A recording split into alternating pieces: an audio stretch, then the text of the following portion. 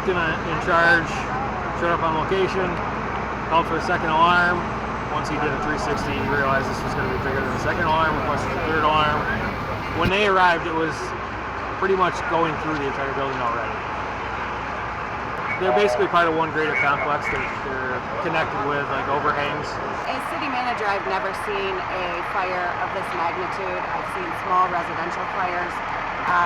This is one of the biggest fires we've had in the city in my tenure, which is the last 5 years. I'm sure there have been others in the past, but this is extensive and it went up quickly. When I heard the call come in, I turned on the scanner. Immediately the fire truck started rolling and called the second alarm because they saw the plume of smoke in the sky. I left my house on North Street and could see the plume of smoke. We're getting reports that people on the 390 can see the plume of smoke. So right now they're trying to knock down the fire and protect Graham manufacturing buildings that are close to the fire. We've also got work going on making sure that the water plant is producing enough water and that our hydrants are up and running so they can continue to put out this fire.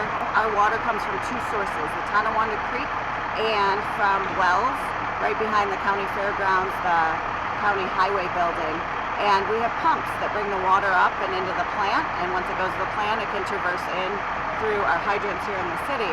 Those pumps were shorting, so we had National Grid come out and turn some sections of electricity off in the city to make sure those pumps could keep producing water and bringing it out to this fire.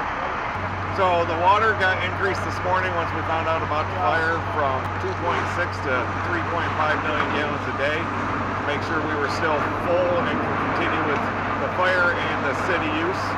At this time our tanks are still as high as normal. We've only dropped about a foot, which is a normal throughout the day. But you probably will notice discoloration in your water because we're pulling water from 4 different mains. You may end up with some water breaks because we're pulling more water than usual, and when the pipes flex, it's just like if they freeze. When they flex, sometimes an old crack or anything could pop. So if you notice super low water pressure later in the day, please do not hesitate to give the city a call or dispatch, and we will have somebody come out and look to see if we have a break or not.